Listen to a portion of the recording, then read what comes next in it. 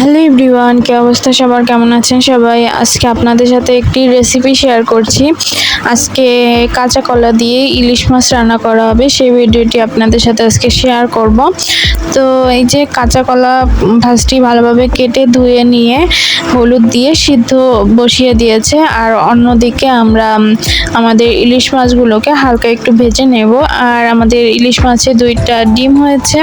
তো ইলিশ মাছের ডিম খেতে কে কে পছন্দ করেন অবশ্যই কমেন্টস করে জানাবেন। এরপর আমাদের মাছগুলো ভাজা হয়ে গেলে অন্য একটি পাতিলে পরিমাণ মতো তেল দিয়ে এর মধ্যে দিয়ে দিতে হবে পেঁয়াজ কুচি আর দিয়ে দিতে হবে পেঁয়াজ বাটা। এরপর ভালোভাবে নেড়ে একটু ভালোভাবে কষিয়ে নিতে হবে।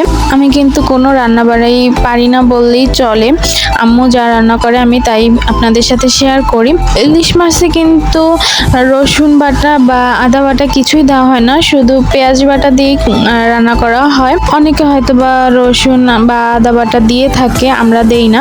এরপর যখন পেঁয়াজটা ভালোভাবে কষে যাবে তখন এর মধ্যে দিয়ে দিতে হবে হলুদ গুঁড়ো, লাল মরিচের গুঁড়ো আর দিয়ে দিতে হবে পরিমাণ মতো লবণ। এরপর সামান্য পরিমাণ একটু পানি দিয়ে মশলাটাকে ভালোভাবে কষিয়ে নিতে হবে।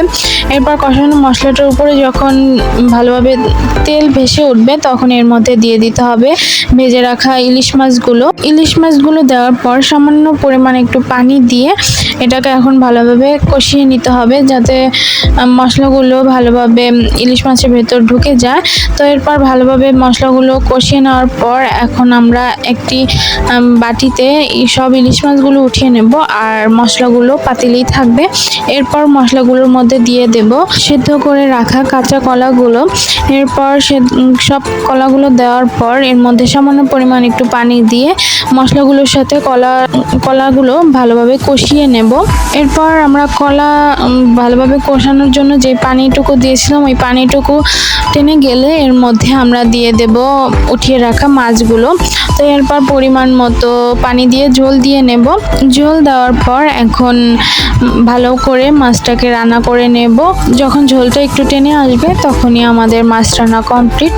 তো এই ছিল আমার আজকের রেসিপি, আর এই হচ্ছে আমাদের ইলিশ মাছ এবং কাঁচা কলা দিয়ে রান্নার ফাইনাল লুক। তো ভিডিওটি এখানে শেষ করে দিচ্ছি। ভিডিওটি কেমন হয়েছে অবশ্যই কমেন্টস করে জানাবেন। ভালো লাগলে একটা লাইক, কমেন্ট এবং শেয়ার করবেন, এবং আমার ফেসবুক পেজ এবং ইউটিউব চ্যানেলটি সাবস্ক্রাইব এবং ফলো করে আমার পাশে থাকবেন। ভালো থাকবেন সবাই, আল্লাহ হাফেজ।